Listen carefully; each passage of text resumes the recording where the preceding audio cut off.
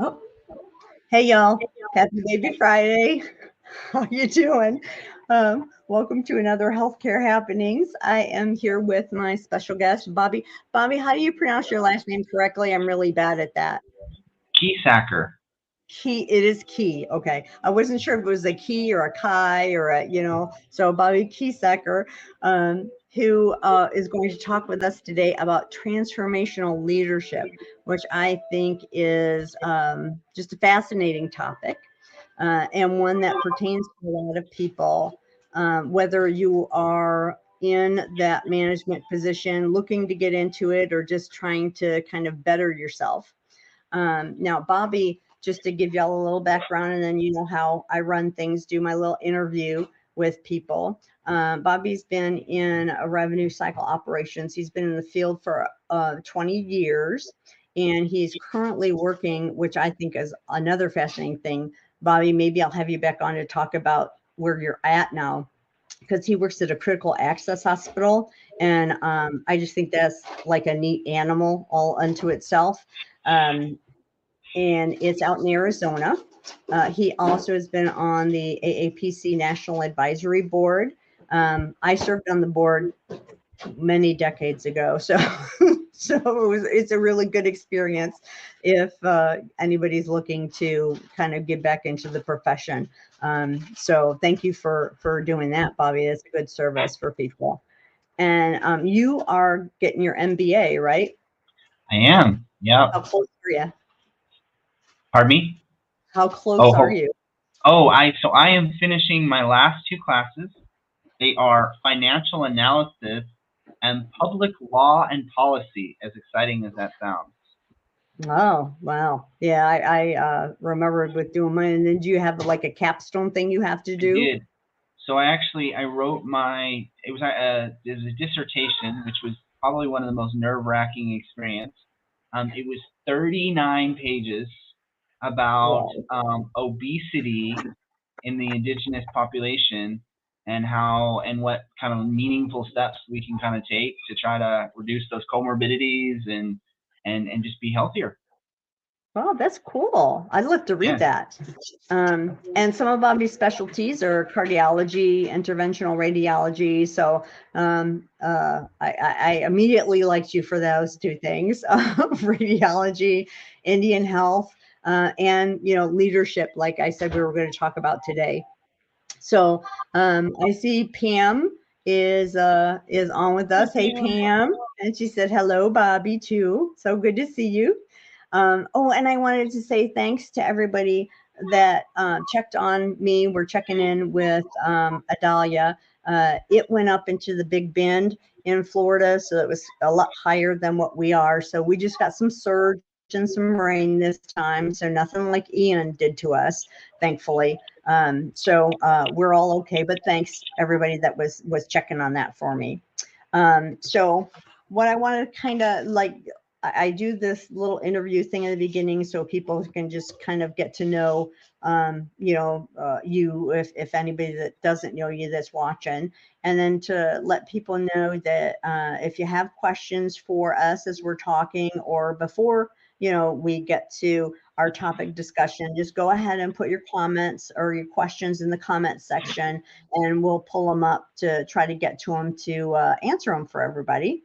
But now it said in your bio that you've been in healthcare for 20 years. So, what kind of has been your journey getting to where you are today? Yeah, so it's kind of a I don't know, it's kind of a cool story looking back at it. So I started when I was in high school, believe it or not. So sorry guys, that's probably you can probably start putting You're a doing the baby. math. But I am. So I started when I was in high school, we'll leave it at that. And I was at the time I worked for a scuba diving shop. So I was Oh, the guy neat. the floors and hung the merchandise and I came into work one day and my boss was like, "Hey, you're doing a great job. We love everything you're doing. We want to keep you, but we're gonna stop paying you." And I said, "Well, so you're firing me?" "No, no, no. We're gonna move you to an externship." You're going to be an extant. I go, sweeping floors?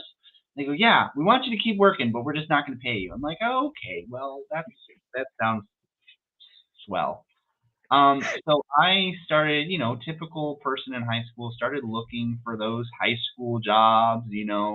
And I remember one Friday night, I went to go pick up one of my best friends from high school, and I was in a dress shirt and dress pants, and I came walking, and we were going to change, and we were going to go out. And his stepdad was like, "Why are you all dressed up?" And he owned a billing business. So he said, "Well, why don't you come in, and I'll pay you $7.50 to do paperwork, right?" So came in, started doing the paperwork, and then he handed me this pink sheet. And he's like, "I'm going to have you work on this." I'm like, "What is this?" And he goes, "It's called a Stuber bill. It's like a word search. You just look up the word, and then you look up and find this code. It's like a game." So I did that for a while. And it was kind of fun. It was like a little game. So, and then a couple months went by, and he said, "Hey, so I'm going to give you an option. I'll give you $8 an hour, or I'll put you through this class called the CPC." I said, "I will take the $8." And he said, "Why don't you think about it and get back to me?" So I went home, talked to my mom and dad, and they're like, "Just go for the class, take the class, and you probably still get the $8." So I went through the class, took the test. Don't tell anybody. I did not pass my first time because I was a high school student and I was preoccupied in other things. His business, he started having some financial problems, and he closed his business down, and he became an office manager at a cardiologist's office. And he brought me in as his admin assistant. So that, I don't know the timeline, but we worked there for a while, and then the billing manager at the time, the coder walked out, threw their badge, walked out of the office, and they said, "Hey, you've got a little bit of coding experience. Do you think you can come up here and help us until we find a real coder?" So I went up there, and I was up there for about 5 years, 4.5, 5 years. Somewhere in there, I got my CPC, and then AAPC came out with these specialty credentials, and there was a cardiology one. I'm like, well, it's 75 questions. Why not? Let's just see what happens. So I took the test. I went to hand in the test, and the proctor looked at me. She's like, "Are you done?" I'm like, "Yeah, I'm done." She's like, "You didn't open your book." I'm like, "Well, I knew these. These are easy." And she's like, "It's only been 20 minutes." I'm like, "What do you mean it's only been 20 minutes?" So I sat down for another 20, 25 minutes and handed it in, and ended up passing, got my CCC. Well, found out that I don't know if this is an official statistic, so don't but I was either the first or one of the first people to get my CCC. And then I started getting calls from all these consultants, and I started doing consulting for about 3 years, and it was a blast. It was so much fun. I was a young man, and I had a good, healthy income stream, and I was traveling the country and getting to do all this stuff. And I found that probably my passion was I loved educating people. I was not all about some of the other things that happen with consulting, but I loved building presentations, and I loved talking to people, and I loved helping them reach their full potential. And that led me to kind of looking at becoming an instructor. And over the years, I kind of went out of consulting, and I've worked for Medicaid health plans. I've worked for big hospitals. I've worked for a lot of cardiologists, big practices, small practices. Um, Kept up my teaching. I've been teaching for probably 10 years, give or take. And about 5 years ago, I landed in the coding and billing manager at a critical access hospital in Sacramento, Arizona. I did that for about maybe a year. We had a lot of things that we needed to kind of correct.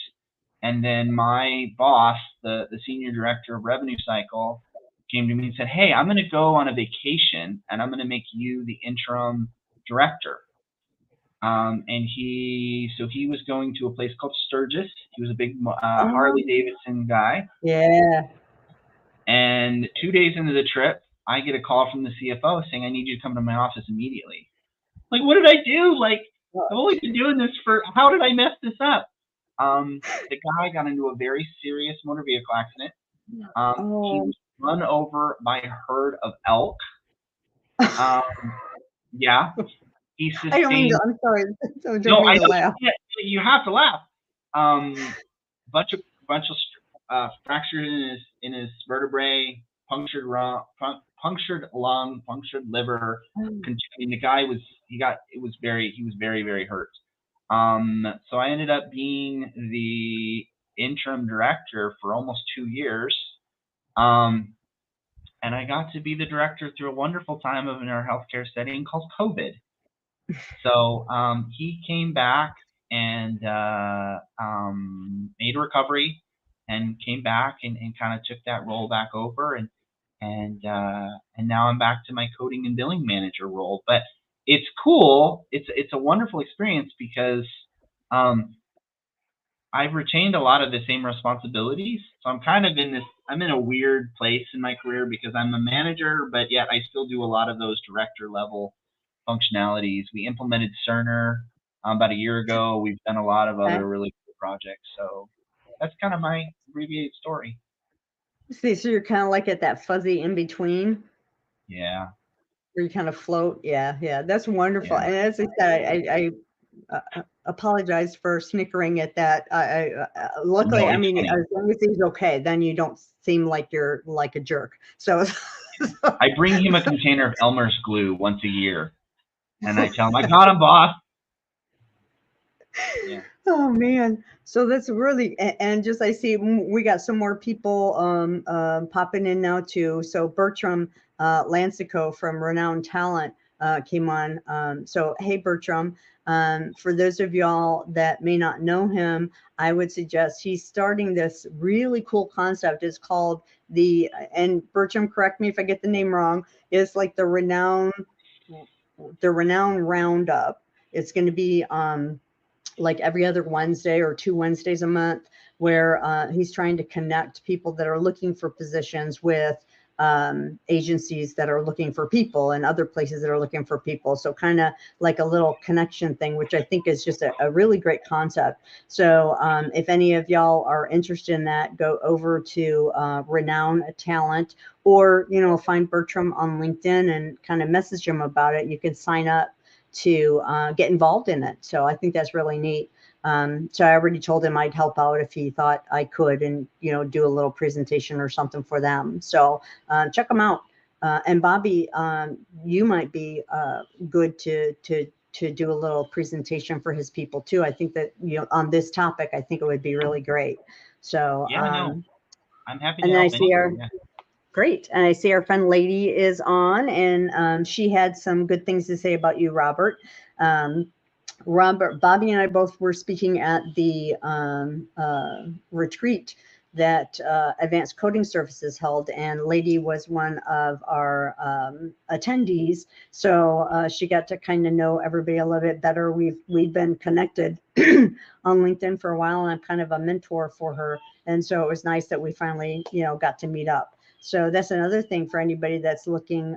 The retreat, the next one's in New York. So if you go over to Advanced Coding Services, you can check out what their retreat is coming up. There's one there, and then there's one in Prescott. Are you speaking at the one in New York? I am not. No, I am. No, I had some other stuff that was going on at that one, Okay. but I will be speaking at the one in Prescott Valley in Arizona, Okay. and then again in San Diego, I think in June or July of next year. Cool. Okay. Oh, and then Lexi's on. Hey, Lexi, she put up the link in the comments for everybody too to go check it out. So cool. And Catherine is on saying good afternoon. So hey there. Oh, Angela Jordan had a nice comment too about your story, Robert. She Yeah, said, it's been a fun career. I unfortunately or fortunately, I don't know. I was one of those people that for the first part of my career, I was that 2 or 3 year job hopper. So I got to do a lot of I got to do a lot of things in a short period of time, and but I kind of landed in my role now, and it's been fun. It's been interesting. So, Good. Now, so out of all of those things, like what's been your favorite thing to do so far? um, I really did. I enjoy teaching. I really do enjoy that. Um, it sounds weird saying it, but I really enjoy being a leader. Um, I the thing with it is that it's and I don't mean to be negative, but because of some of my experiences, I've had opportunities to work with leadership styles that were less than optimal. I've as a coder, especially with some of these small practices, I've lived in broom closets. I've been put in that small room. I've literally had a maintenance sink in my area that works. And through those experiences, I always kind of imagine there being a different way. I imagine that there would be um, there's got to be a better way of doing it. And when I came into my practice that I'm in now, we were 11 months behind. We had just wrote off a large amount on timely Oh, filing, and everybody was kind of broken. They were tired, they were fatigued, and I pulled my team together, and I'm like, look, let's try something different. And they at first they were very like, no, that's not going to work. You're too warm and fuzzy and all of these things, and you're always empowering. I never use the word issues. I'm always challenges and opportunities. I'm that guy. But what I found was after about a year and a half of kind of beating them over the head with this positive attitude and this let's do it together, um, by not changing anything, not hiring additional people, not adding any workload, all of a sudden everybody started being more productive, and all of a sudden not just more productive, but more accurate. And everybody just kind of looked around like, holy cow, everything's working the way that we wanted it to, and we're happier. Um, we didn't let anybody go during COVID. We didn't have anybody leave during COVID. And I'm very proud of that. I think that that's an indication that not just my learning, leadership style, but I think that there are concepts out there that allow leaders to be supportive, and empowering, and empathetic, and everything else kind of falls into place. So that's a passion of mine. Um, you know, did kind of yeah. But I would say teaching, being in a leadership role, I would say the role that I probably enjoyed the most was I really liked working for the Medicaid program. That was it was fun. It was a very cool role. Didn't pay very well, but no. it was a lot of fun, and I enjoy what I'm doing now. I think I have a very good team, and I like working with them every day. So what threw you into, doing these presentations on transformational leadership? Was it the less than optimal leaders that you've had in the past? Because I think we've all had those where it's either, like I was at one place early in my career, and it was a very large billing service, and the lady that owned it, she was an older woman, and so her daughter was like the person that ran everything. And, it was one of those kind of like where you go into the office and the spouse is the office manager and you're just like, you know, so yeah, I've had a couple like that. It's, we need more people. I think that's one thing that I've noticed now that I'm maturing, to put it nicely, for the people that I started with decades ago, we're kind of aging out, so to speak. You know what I mean? I mean, you're starting to think of now you're closer to being out than you are to being in.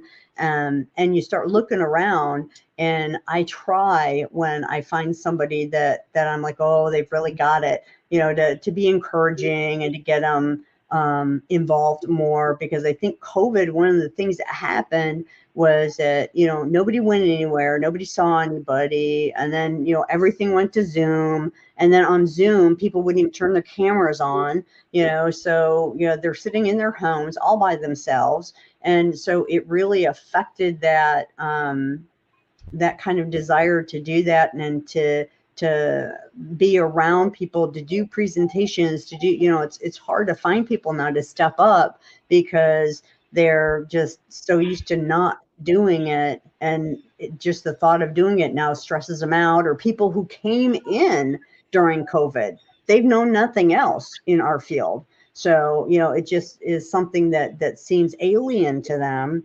So I keep looking for the newer people to kind of come in and take over. And, Lady happens to be one of them that I think will be very good at doing that. And so I'm always, and she finally did her first presentation to a local chapter, by the way. So that was fabulous. And so I try in my little ways, but putting together your presentation, I think, is fabulous. And is that kind of what threw you into saying, okay, I'm gonna kind of pass this on to people, or? Yeah, I think what I think it was a couple things. It's I always appreciate the opportunities in life to get thrown into the deep end of the pool and kind of have to figure things out. And I think I was this was several years ago, but I was asked. I served as a educational officer for a local chapter, and I served in a couple different roles. And then I was asked, "Hey, would you consider being our new member development officer?" And I said, "Yeah, sure, absolutely." So, I started down that path of like, how do you bring people into the chapter? What does that look like? And unfortunately, during that little journey, the president stepped down, the vice president stepped down, our education officer stepped down, and it was one of these classic stories where you hear where a local chapter was just struggling. So I ended up finding myself in a presidential role. Okay? So we got through that first year, and the next year, the next year, the question was, how do you rebuild that chapter? How do you get people to get re-engaged? And when I started looking at the numbers, we had one of the largest membership. It was something like 1,200 people, and I'm Wow. like, why is nobody wants to be an officer? I can't get 5 people, 4 people. So I was the president and whatever officers, and then I convinced my wife, who was a newly certified coder, to be the treasurer. It just kind of worked.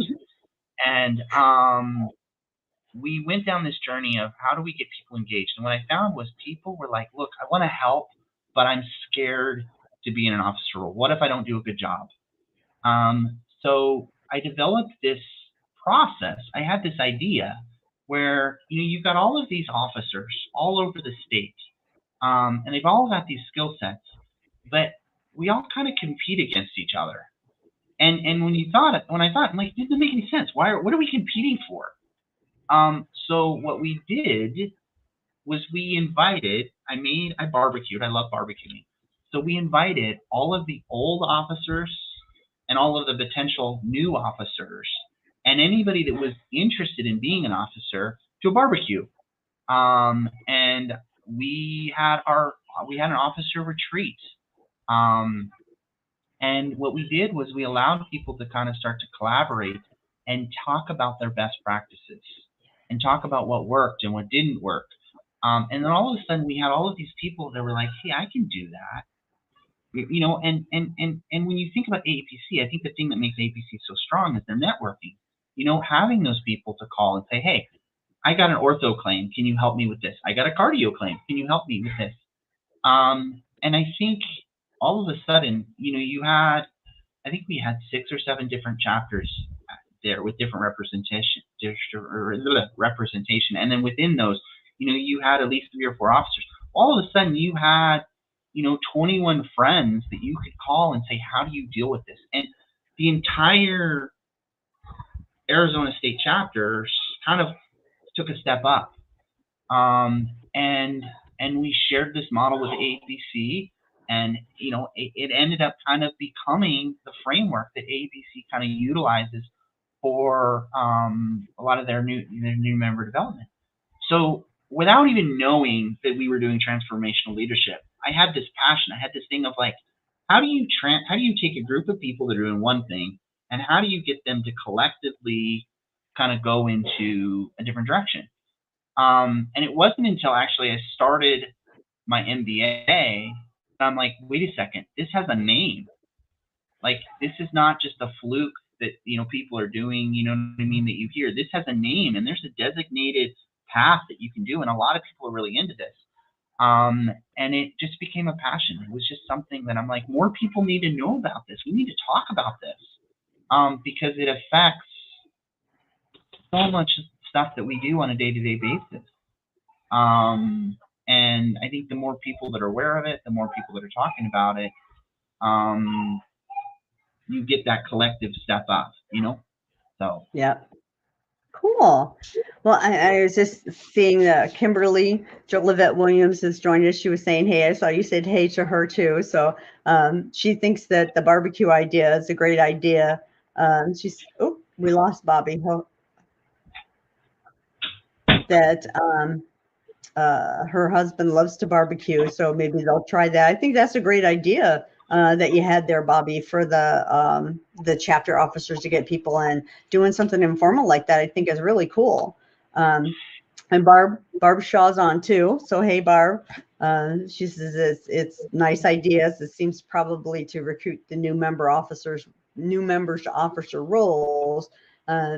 She admitting that part's not her favorite part. So there's a lot of people that's not their favorite. I formed a chapter years ago, and so I, of course, took the role of every officer in the chapter just to keep it going at the beginning. And yeah, that it is hard to get people to step up into doing those officer roles, but it's very rewarding. So for those of y'all that are on and are thinking about it, check it out. It's not a hardship to do.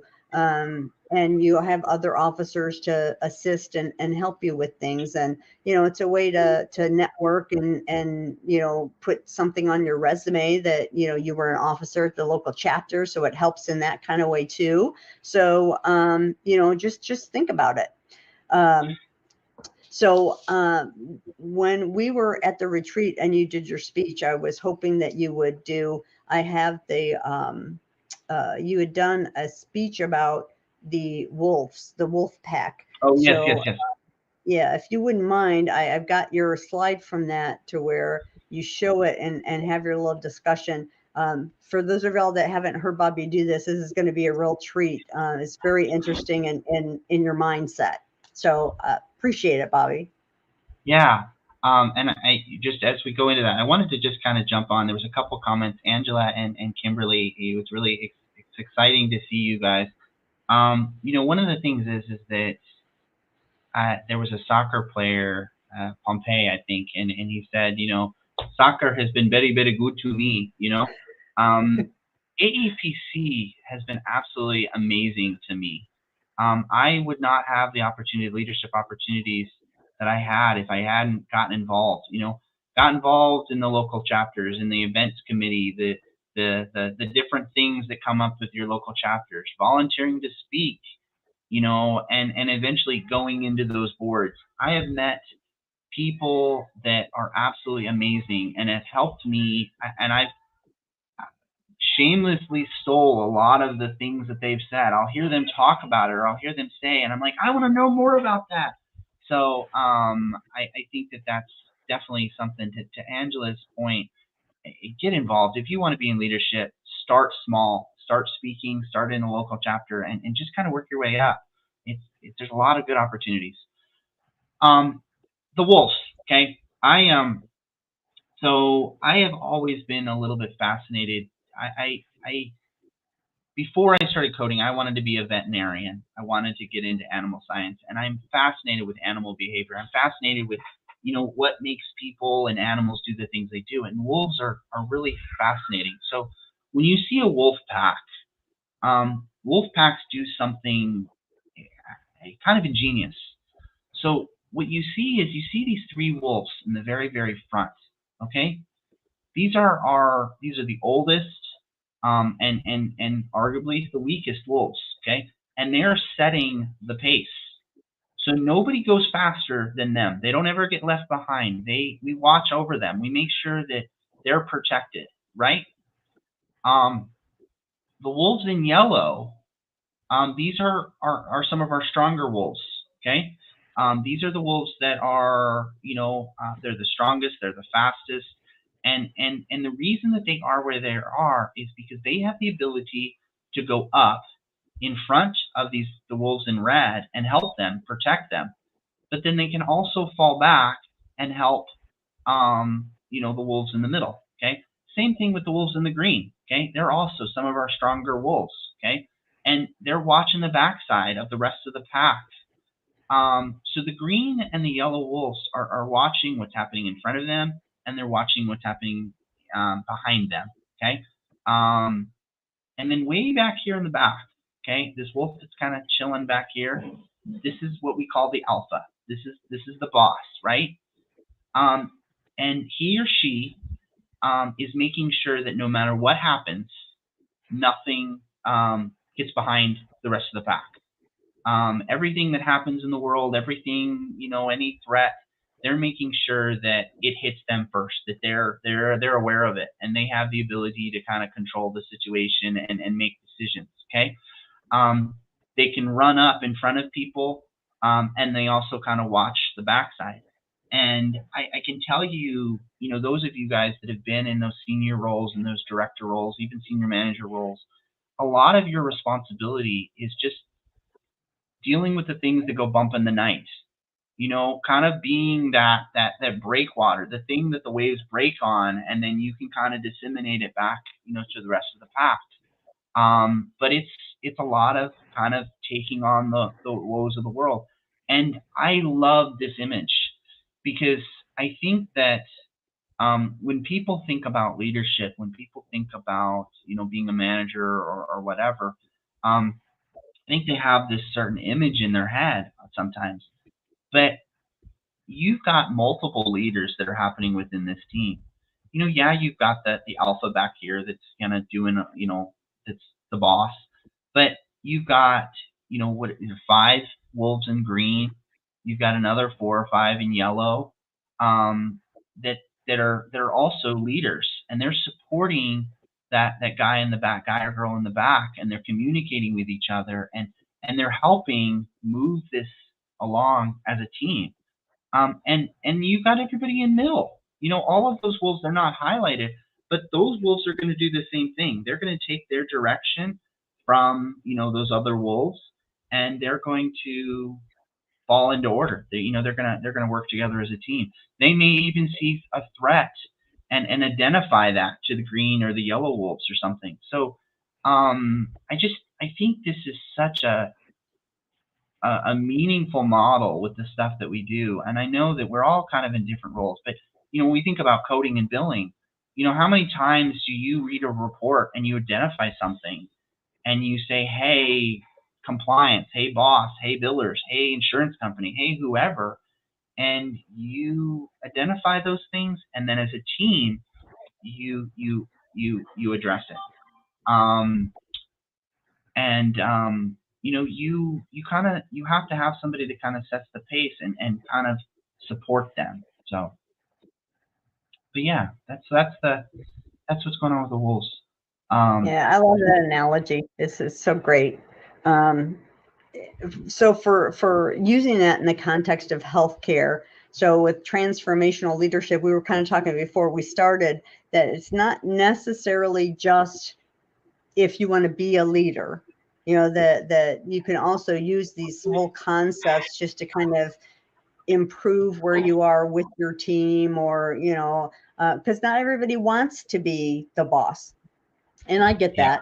that. I've had and worked with some people that have been extremely good at what they do. And, I've gone to them and said, hey, I really think that, you could be a trainer and help the newer people come in and to work with them. And they're just like, no, no, no, no, no, not my thing.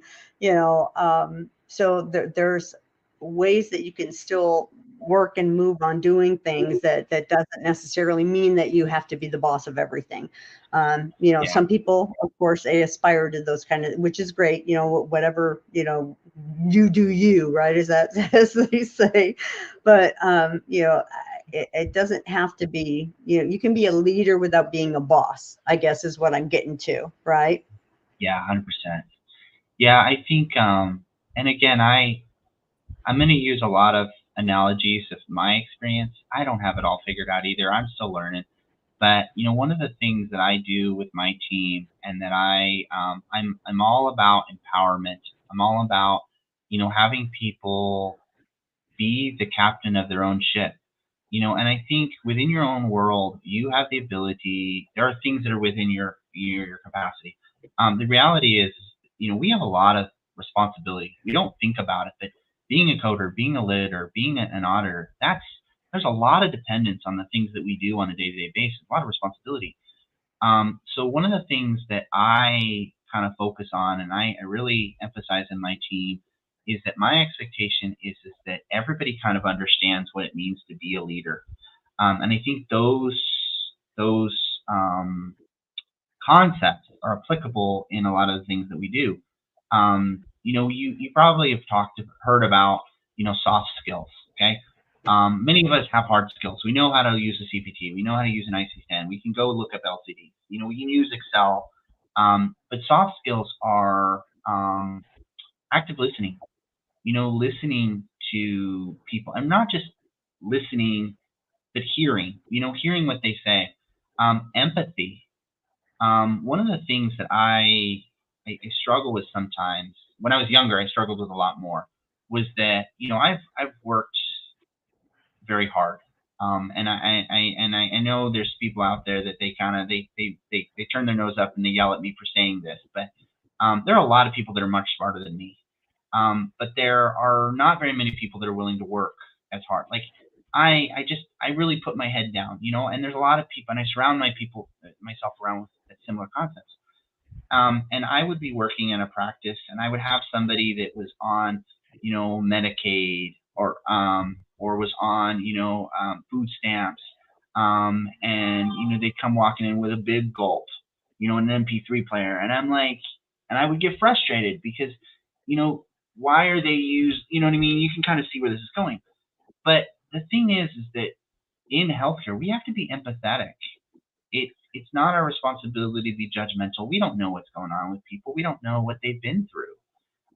But we have to be empathetic. And when they come to us to seek service, it's not typically you know, because of they're looking for something to do, or they're bored, or they're coming to us in a weak moment in their life. Like, I don't feel good. I'm hurt. I need help.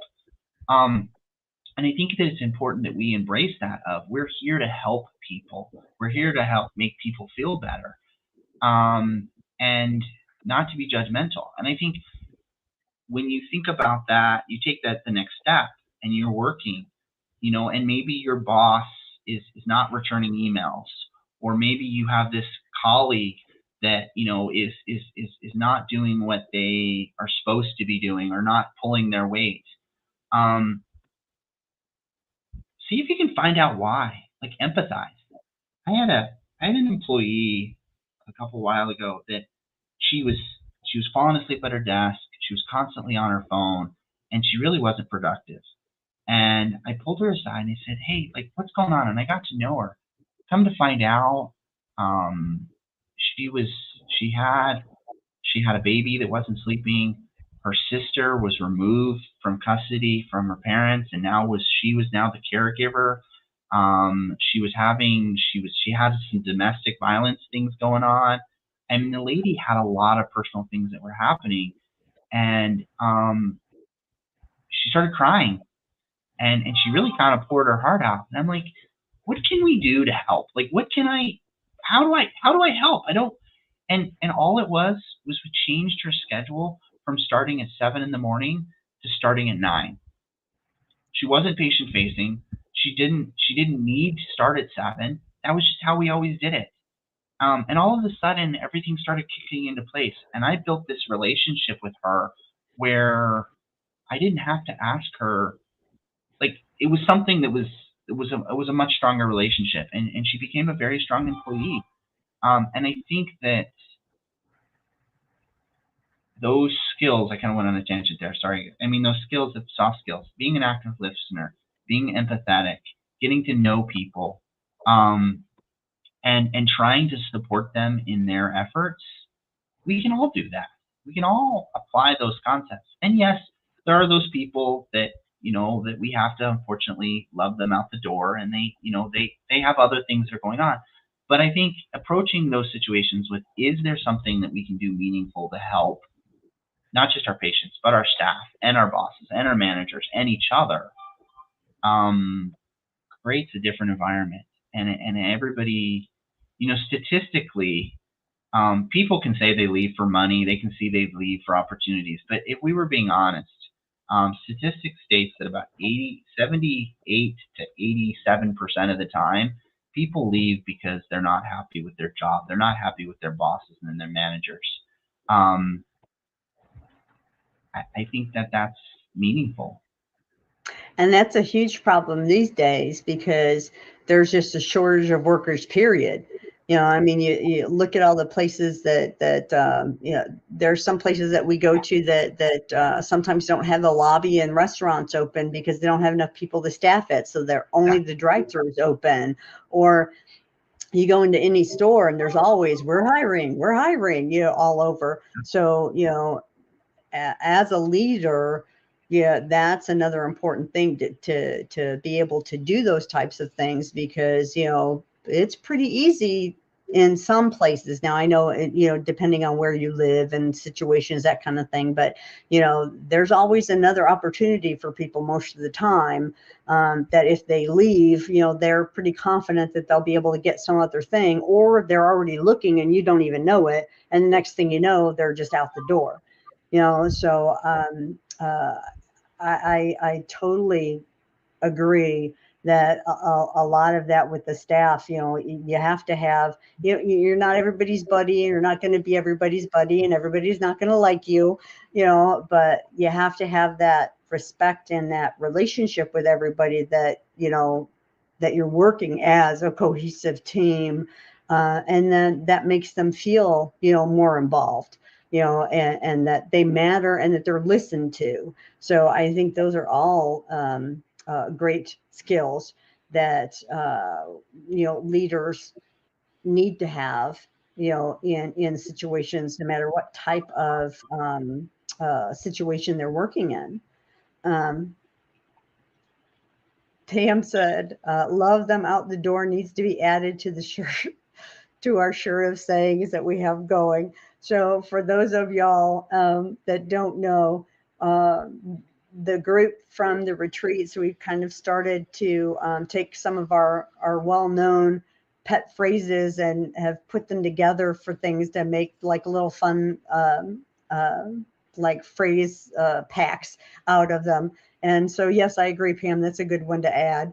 But Lady also made a good point, that I think a transformational leader is something that they'll want to do, is in that, you need to know the root cause of the underperforming, and then go from there, like in your story. So a transformational leader, I think, will be picking up on those things, uh, and not just saying, hey, you're showing up late, and if you do it again, I'm going to have to write you up. And if not taking that extra little time to ask that question and figure out why, because if that would have been that type of, this is what the rule is, and you've been late now twice, and you're talking on your phone and it's not your break, I'm going to have to write you up, she probably would have lost it and been out the door.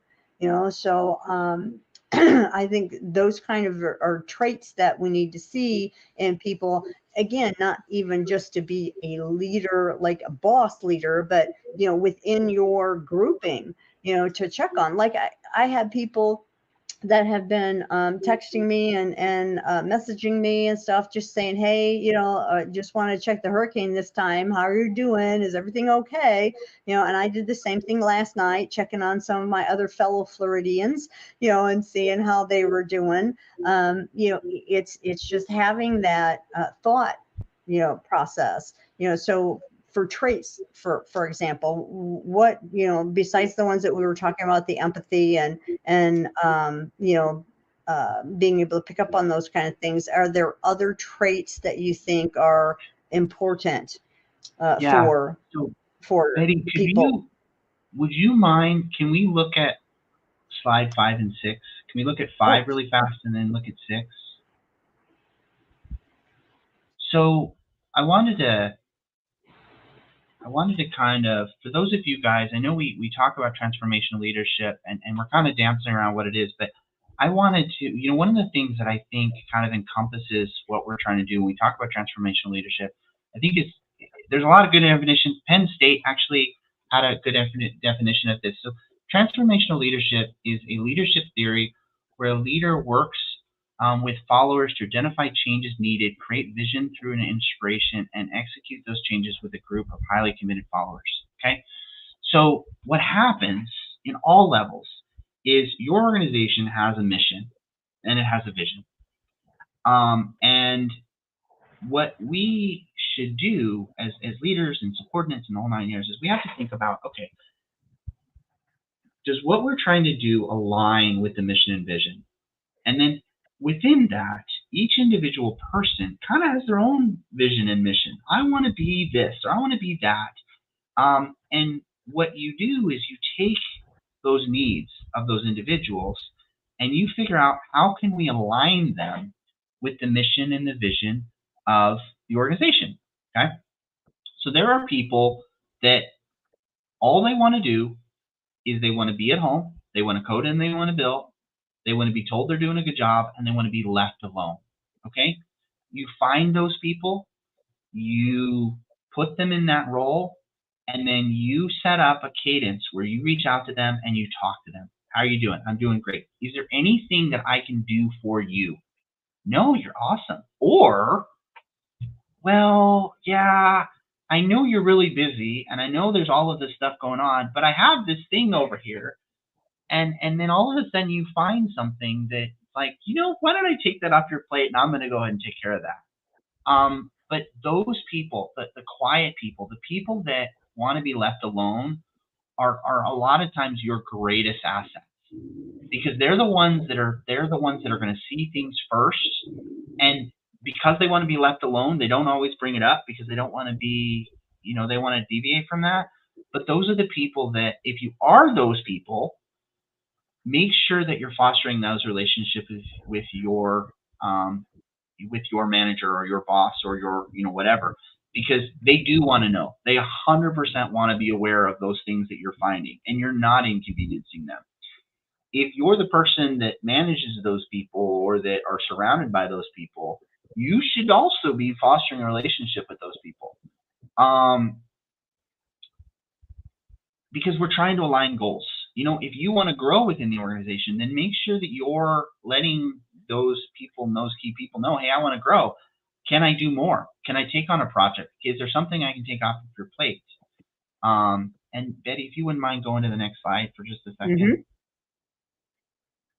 So Betty and I had talked about coming and presenting this, a couple months ago, and it was funny because I ran across an article, and these aren't necessarily my thoughts. I'm going to add them, and I'll get you guys who wrote it. But there was a article published on, oh my gosh, I can't even remember who it was published by, but I will get you guys the reference so you guys can read it.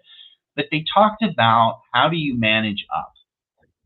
As an employee, how do you manage up to your boss and then manage down? And when you think about those wolves, you think about those groups, there's a lot of us that are kind of stuck in the middle. It's one of the hardest roles to be. We got people that we got to report up to, and then we got people that we got to report down to. There are skills, 5 of them, that I think we can employ to, regardless of what level you're at, you can utilize this. So be curious, enjoy what you're doing, ask questions, um, try to see things through other people's eyes, not just your manager, but the people around you. Try to understand how they're approaching things. Um, how do they define success? What motivates people? Does food motivate them? Does being told that they do a good job motivate them? Is it a role? Um, Telling people thank you is probably one of the most powerful things that you can do. Um, Yeah. it's just it really makes you feel good.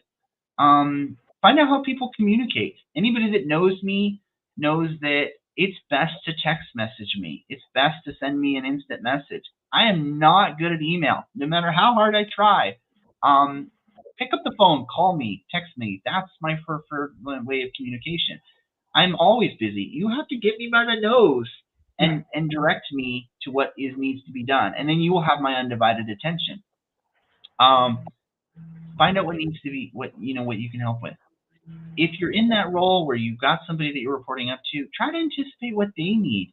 Um, Make yourself indispensable. Try to figure out how they work and understand. So like one of the rules that I have for my employees is you need to bring things to me on a silver plate.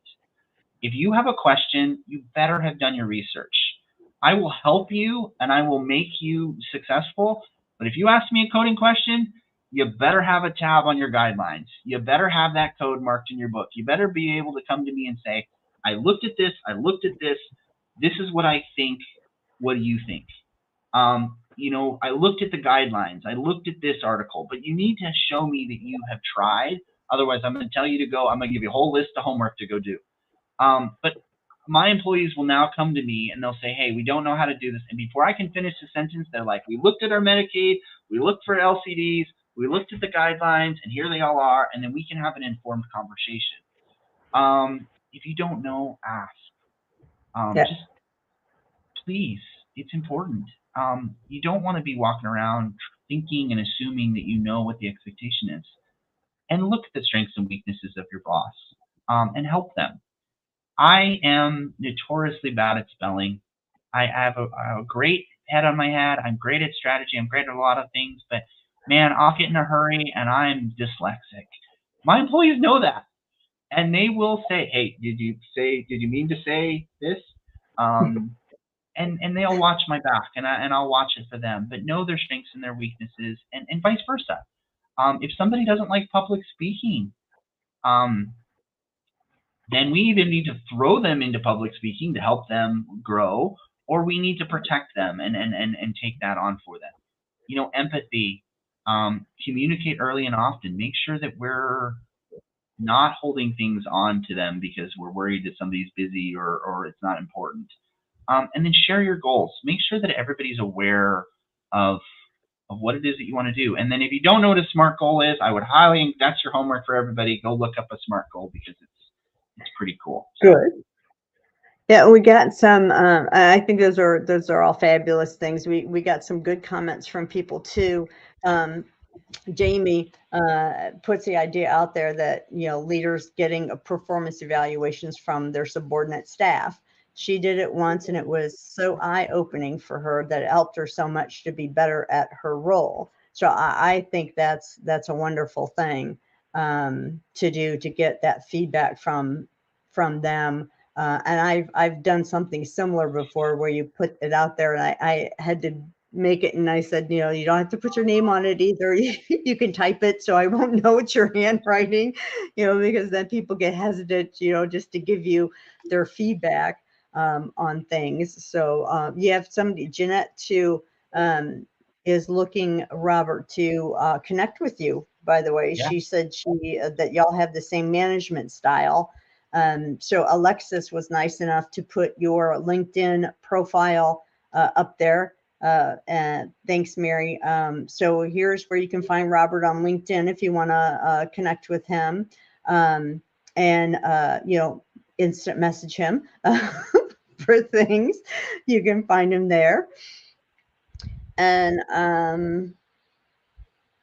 then oh, and Jeanette also made another comment about, telling people thank you, as you were saying. It is sometimes it's the little things like that that, people stop. It's not always about getting a big bonus or getting this, or sometimes all people want is just thanks. You're doing a good job, just to recognize that. Because there may be some place that you're working in, if it's like maybe a small practice, and they just don't have the funds, to be given bonuses and raises to everybody every time you turn around. That there's other ways that you can show appreciation to your employees, and please and thank you is your basics, and I think that's always important to be telling people.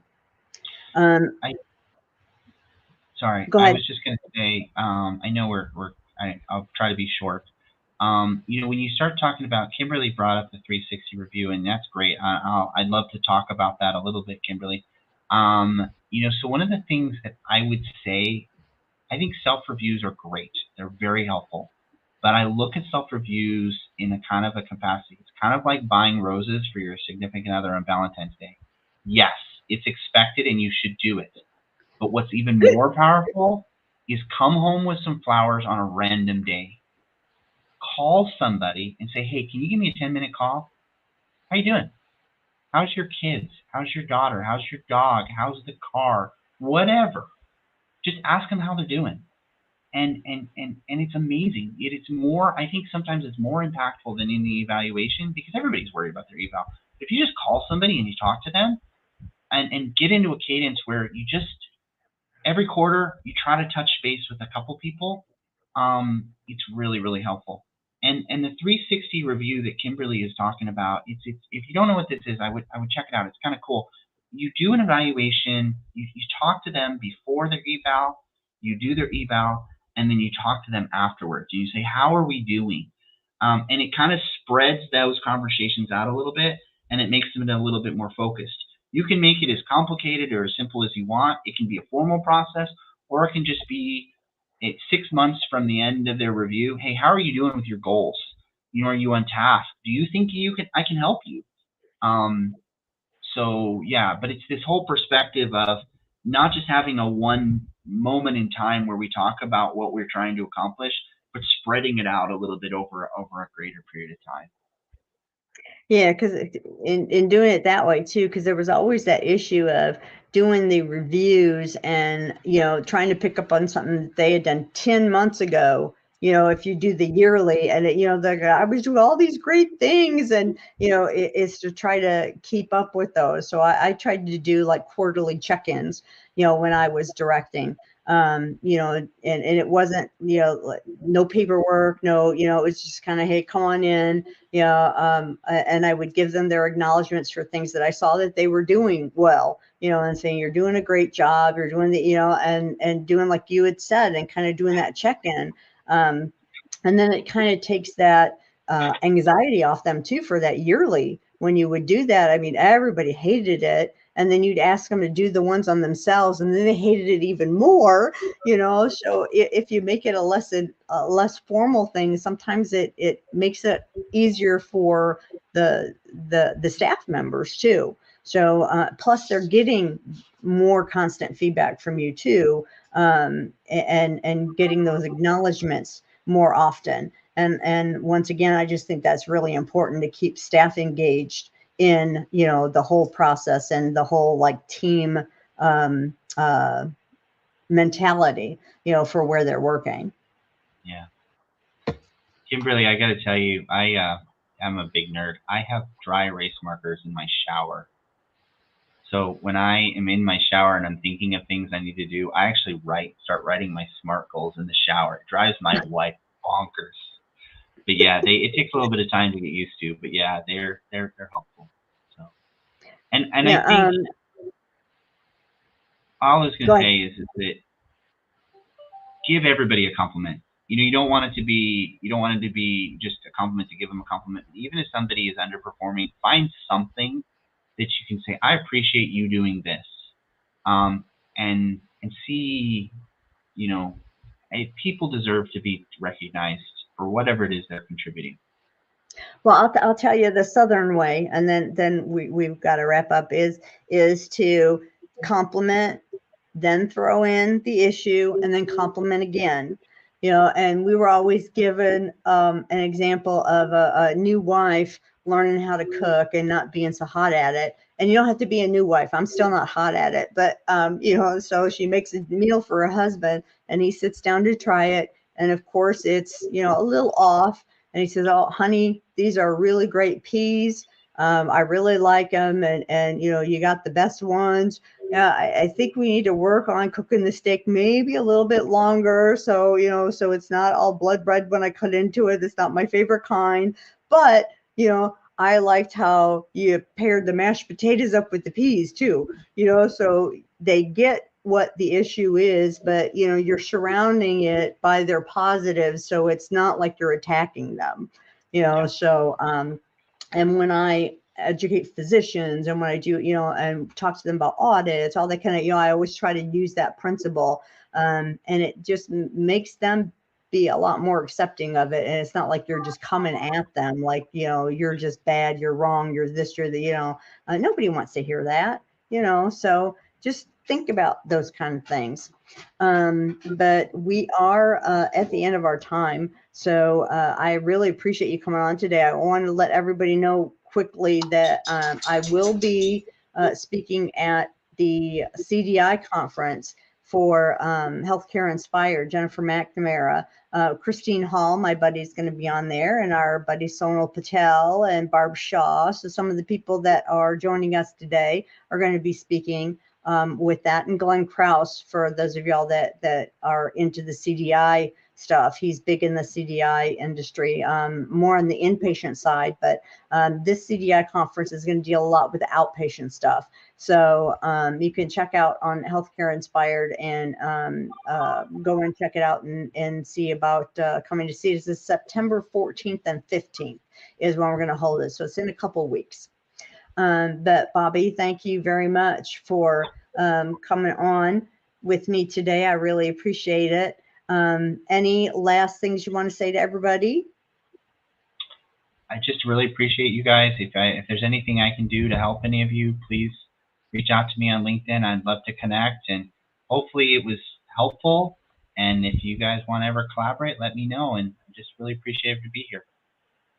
Thanks, Bobby. We really appreciate it. So thanks, y'all, for joining us in here today. And make sure you're watching us. I think next time is Sonal and I doing our E&M question and answer. So make sure you instant message or send us your questions that you have coming up for the E&M stuff that we can cover at that session.